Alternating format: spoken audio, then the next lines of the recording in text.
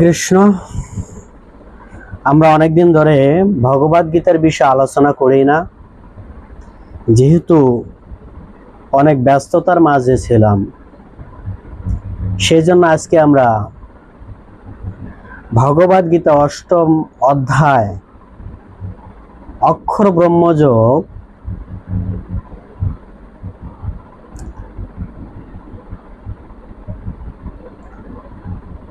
দুই নম্বর শ্লোক আমরা আলোচনা করব। আর এই 2 নম্বর শ্লোকের মাধ্যমে আমরা কি জানতে পারবো?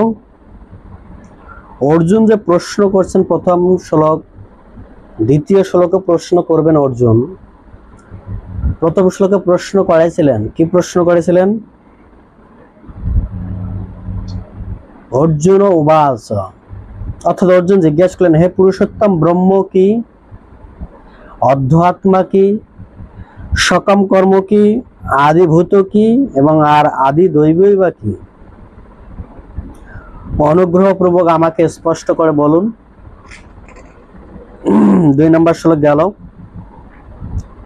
2 নম্বর শ্লোকে বলছেন,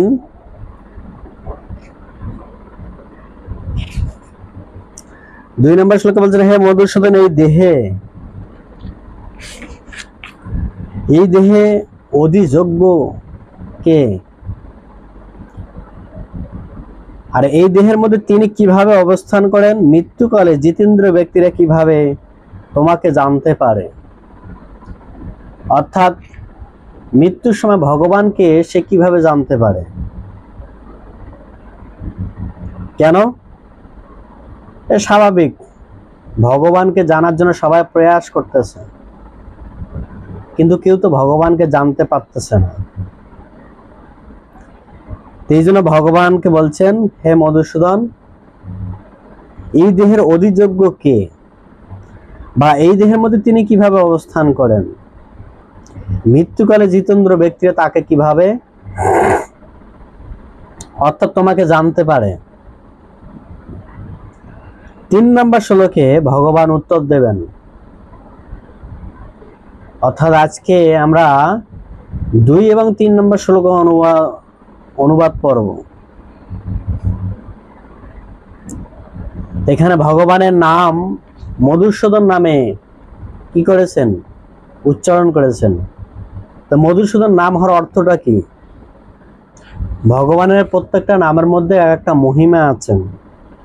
তার কথা এখানে বলছেন যে ভগবান এক সময় তিনি মধু এবং কৈটব নামের দৈত্যকে বধ করেন। এটা সৃষ্টির সময়। তখন তিনি এই মধু এবং দৈত্যকে বধ করার নাম কারণে তার মধুসূদন হয়েছেন, অর্থাৎ মধুসূদন, সুদন মানে বধ করেন। তাই ভগবান কৃষ্ণ এখানে বলছেন যে, অর্জুন এখানে বলছেন যে, হে মধুসূদন, তুমি কৃপা করে বলো অধিযোগ্য কে? 3 নম্বর শ্লোকে ভগবান উত্তর দেবেন। তো আমরা 3 নম্বর শ্লোক শ্রবণ করব। শ্রী ভগবান উবাচ, অক্ষর পরম ব্রহ্ম শ্রদ্ধায় অদ্যতমোচ্চতম ভূত ভবন্তকরম বিসর্গ কর্ম জিতেন্দ্রিয়ম। এই শ্লোকের অনুবাদে বলা আছেন, পরমেশ্বর ভগবান বললেন, যিনি বিনাশ রহিত চিন্ময় জীবকে বলা হয় ব্রহ্ম, আর নিত্য স্বভাবকে বলা হয় অধ্যাত্মা। জীব এবং জড়দেহের উৎপত্তিকর সংসারেই কর্ম। ভগবান 3টা প্রশ্নের উত্তর এখানে দিচ্ছেন। জীবকে বলা হয় কি? ব্রহ্ম, অর্থাৎ জীবের চিন্ময় বিনাশ রহিত আত্মাকে বলা হয় ব্রহ্ম, আর তার নিত্য স্বভাবকে বলা হয় অধ্যাত্মা। আর কি?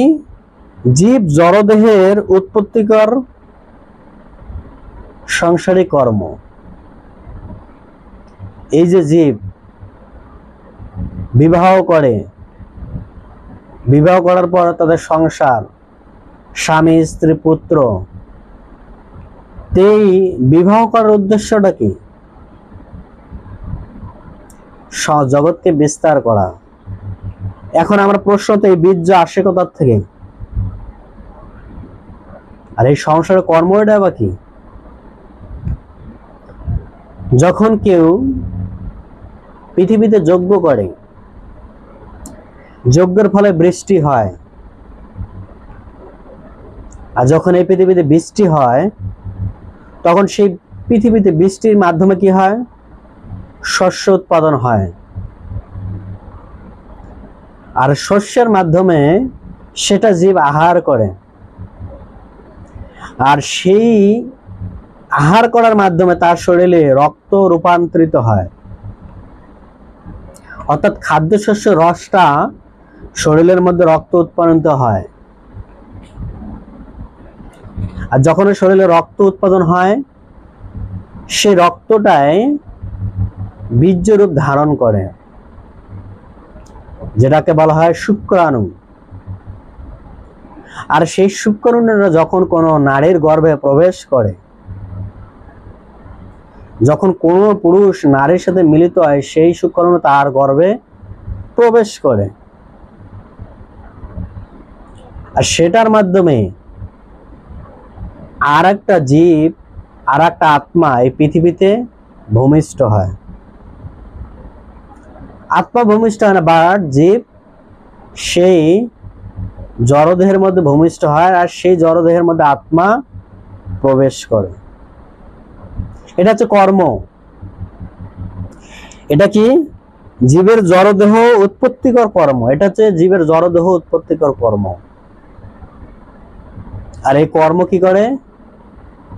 মানুষকে অনিত্যকাল দুঃখ প্রদান করে। তাই শিলা প্রভুপাদ এখানে তাৎপর্য বলছেন, ব্রহ্ম হচ্ছে অবিনশ্বর, সর্বদা অপরিবর্তনীয়, কিন্তু তিনি ব্রহ্মের অতীত হচ্ছেন পরম ব্রহ্ম। আমাদের মধ্যে দুটি আত্মা আছে, একটি হচ্ছে জীবাত্মা, একটি হচ্ছে পরমাত্মা। জীবাত্মা কি করে?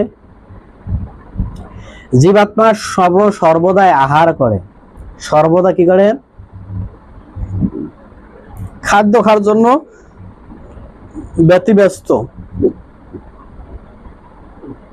আর পরমাত্মা কি করেন? পরমাত্মা প্রত্যেকটা জীবের হৃদয়ে, অর্থাৎ পরম ব্রহ্ম, তিনি সবসময় দর্শন করেন। তিনি কোনো কিছুর কর্মের প্রতি বাধা প্রদান করেন না। অর্থাৎ এখানে এই ভগবদ গীতার প্রথম পৃষ্ঠে একটা ছবি দেওয়া আছে, সুন্দর ছবি।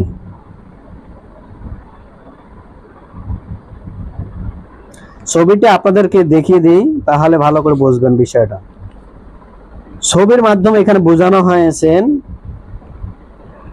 কি বোঝানো হয়েছেন? যে একটি আত্মা সবসময় খাদ্য ব্যস্ত, আর একটি পক্ষী সবসময় দাঁড়িয়ে আছে। কেন দাঁড়িয়ে আছেন?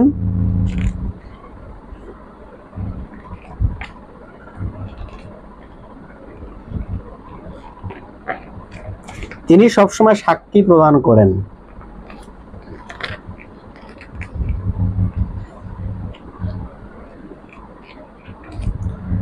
আর তিনি সবসময় সাক্ষী প্রদান করার কারণে আমরা কি করতে পারি?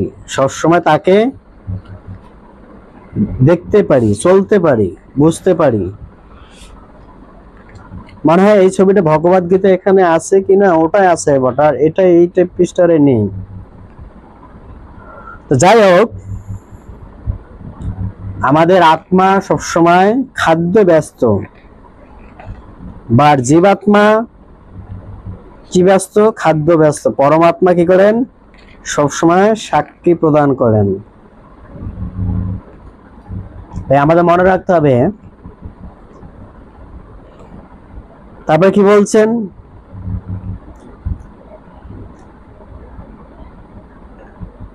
পরমেশ্বর ভগবানকে বোঝায় জীবের স্বরূপ তার জড়জগতের স্থিতি থেকে ভিন্ন। জড়চেতনা জীব আধিপত্য করতে চায়। যখন এই জগতের মানুষ আধিপত্য করার বাসনা, আমরা গোলক বৃন্দাবন ছিলাম, যখন আধিপত্য করার বাসনা ছিল, তখন ভগবান এই জগতে আমাদের কি করেন? প্রেরণ করেন। দেখেন এখানে শিলা প্রভুপাদ বলছেন পঞ্চবিধ যজ্ঞ অর্ঘ্যগুলো হচ্ছে বিশ্বাস, চন্দ্রলোকের ভোক্তা, বৃষ্টি, শস্য, বীর্য।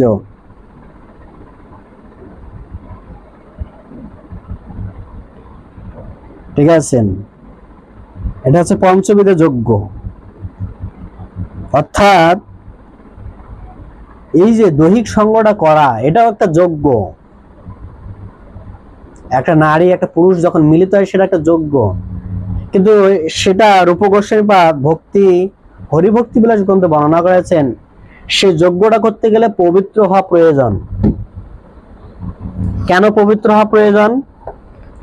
সেখানে বর্ণনা করা হয়েছেন যে যখন কোন নারী এবং পুরুষ মিলিত হবে তখন পবিত্র হওয়াটা প্রয়োজন।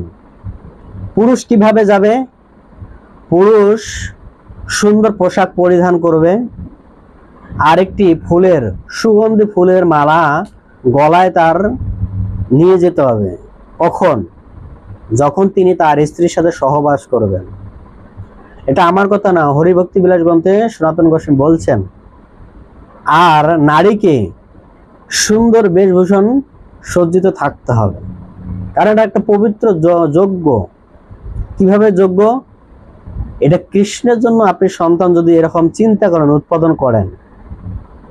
কিন্তু আমরা দেখতে পারি এখনকার কলিযুগের মানুষ সেই যজ্ঞটাকে অপব্যবহার করেছেন। কি করে?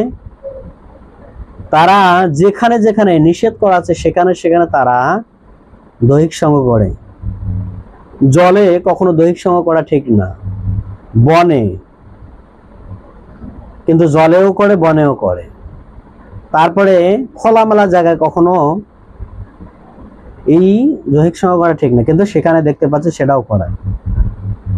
এই জন্য বলছে এটা যজ্ঞ, যজ্ঞটাকে সঠিক নিয়মে করা উচিত, কারণ এই যজ্ঞের মাধ্যমে সন্তান পৃথিবীতে আসবে। যজ্ঞ যদি সঠিক হয় তাহলে সন্তান সেইভাবে আসবেন।